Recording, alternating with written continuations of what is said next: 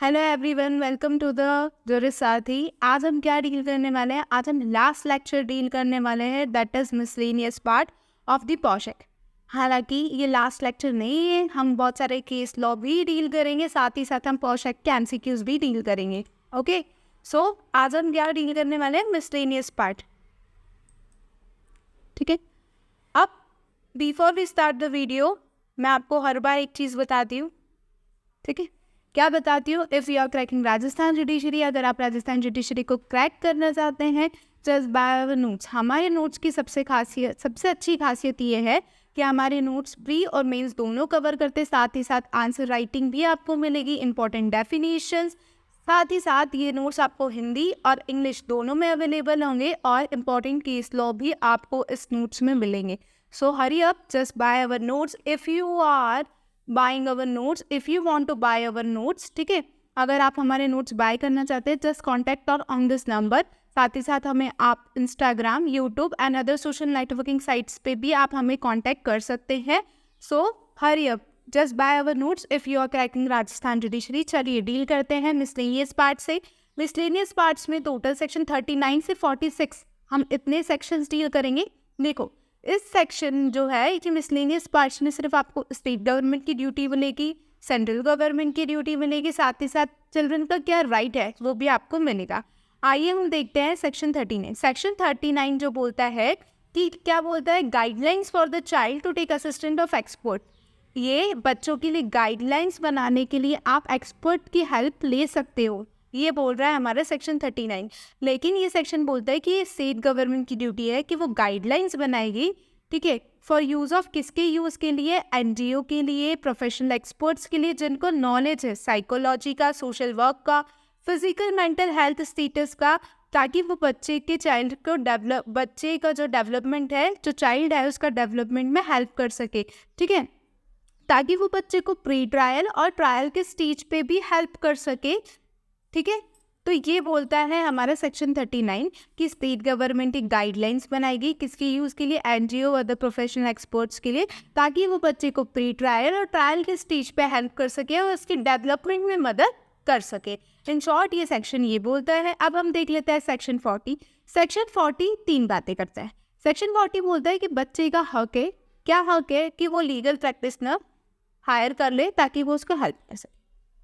ठीक है, यहाँ पे तीन चीज़ें ये बोली गई है कि स्टेट गवर्नमेंट ये बोलेगा कि ये हक चिल्ड्रन का हक है। किसका हक है? बच्चे का हक है कि वो लीगल प्रैक्टिशनर हायर कर ले।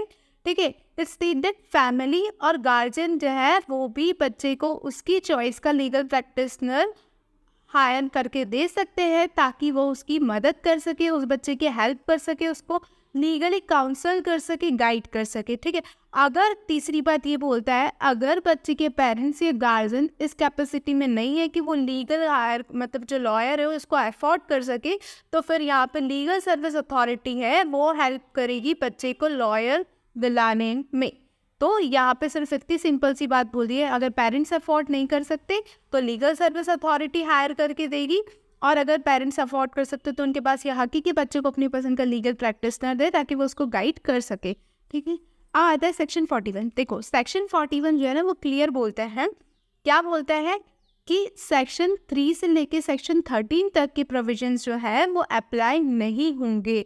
किस कंडीशन में अप्लाई नहीं होंगे? जहाँ पे मेडिकल एग्जामिनेशन और मेडिकल ट्रीटमेंट चल रहा है चाइल्ड का, और ऐसा मेडिकल एग्जामिनेशन और ऐसा medical treatment under the consent of the parents और गार्जियन की कंडीशन का कंसेंट से हो रहा है। ठीक है, तो वहाँ पे सेक्शन 3 से लेकर 13 तक के प्रोविजन एप्लीकेबल नहीं होंगे। फिर आता है सेक्शन 42।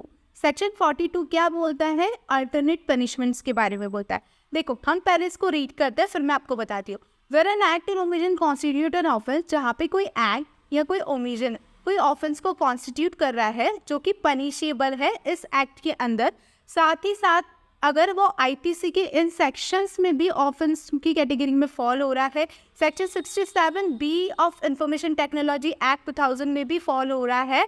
तो in such a case the offender, अगर इन केसेस में ऑफेंडर गिल्टी फाउंड हुआ तो क्या बोला गया, उसको ग्रेटर डिग्री ऑफ पनिशमेंट से पनिश किया जाएगा, वेदर वो इस एक्ट में प्रोवाइड करी गई हो चाहे वो आईपीसी में प्रोवाइड करी हो।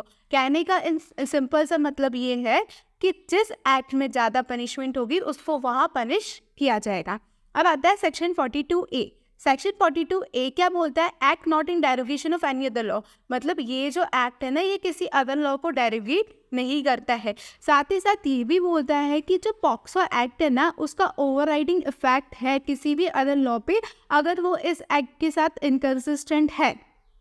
ठीक है, तो ये सेक्शन क्लियरली स्पेसिफाई कर देता है कि जो पॉक्सो एक्ट है ना वो इसका एडिशन है बट इसकी किसी भी प्रोविजन को अफेक्ट नहीं करता है।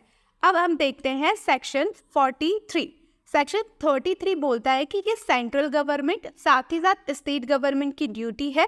क्या ड्यूटी है कि वो पब्लिसिटी करे और अवेयर करे लोगों को इस एक्ट के बारे में, इस एक्ट के प्रोविजन के बारे में। वो किसी भी तरीके से कर सकते हैं, चाहे वो टेलीविज़न हो, रेडियो हो या रेगुलर इंटरवल्स, ताकि वो जनरल पब्लिक को अवेयर कर सके, अब पेरेंट्स और गार्जियन को भी अवेयर कर सके इस एक्ट के क्या बेनिफिट है, ये एक्ट की क्या प्रोविजंस है, ताकि उनको हेल्प मिल सके। तो ये ड्यूटी किसकी है, सेंट्रल गवर्नमेंट और स्टेट गवर्नमेंट की, कि वो पब्लिसिटी करेंगे इस प्रोविजन ऑफ दिस एक्ट और एक्ट के बारे में। ठीक है, और अवेयरनेस फैलाएंगे। अब सेक्शन 44 बोलता है कि जो protection of children's right act है ना 2005, वो उसका सेक्शन 17 और उसका सेक्शन 3 वो मॉनिटरिंग करेंगे। किस चीज़ की मॉनिटरिंग करेंगे, for the implementation of this act. ये क्लियर बोलता है कि ये ड्यूटी है किसकी, national commission for protection of child right and साथ ही साथ state commission for the protection of child right. क्या करना है कि मॉनिटर करें for the implementation of this provision of this act. अब आता है सेक्शन 45। देखो सेक्शन 45 क्लियर बोल देता है कि सेंट्रल गवर्नमेंट के पास पावर है कि वो क्या करेंगे, इस जो पॉक्सो एक्ट है उसको प्रोविजंस को रेगुलेट करना, और इस एक्ट के प्रोविजन पे कोई लॉ बना सकता है। तो किसके पास पावर है, लॉ बनाने का पावर है सेंट्रल गवर्नमेंट के पास। क्लियर सी बात बोल दी है। तो section specify the power of central government की वो रूल बना सकती है for the carrying out the provision of POCSO act. POCSO act के प्रोविजंस को भी कैरी करने के लिए सेंट्रल गवर्नमेंट रूल बना सकती है। सेक्शन 46 क्या बोलता है, पावर टू रिमूव डिफिकल्टीज।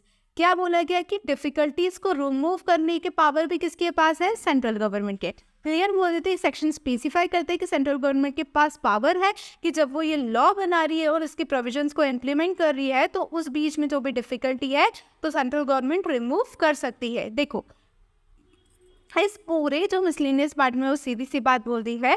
क्या बोला गया है, पहली बात कि स्टेट गवर्नमेंट की ड्यूटी है कि वो अच्छे अच्छे एक्सपर्ट्स को बुला सके ताकि वो बच्चों को जो है उसके डेवलपमेंट में उसको प्री ट्रायल और ट्रायल के स्टेज में मदद कर सके। फिर हमने देखा कि बच्चे के पास ये हक है कि वो लीगल प्रैक्टिशनर हायर कर सके, इनकेस पेरेंट्स सपोर्ट नहीं करते तो लीगल सर्विस अथॉरिटी कर देगी।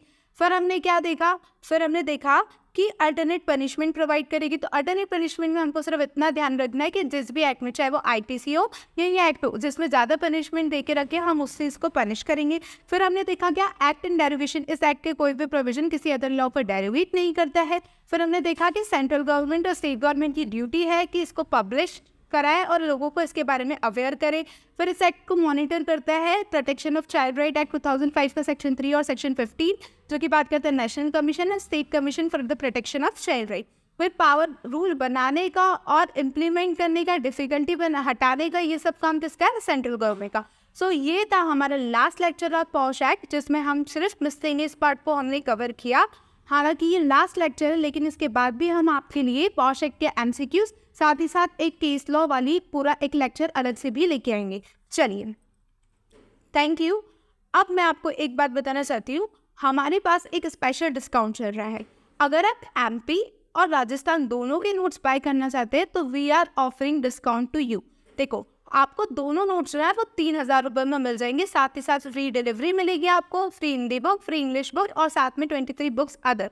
लेकिन आप अलग अलग बाय करना चाहते हैं तो आपको एमपी का पड़ेगा 2199 एंड राजस्थान पड़ेगा 2499। यानी कि देख लो बेनिफिट किसमें है, दोनों परचेस करने में। So hurry up, just buy our notes. Thank you.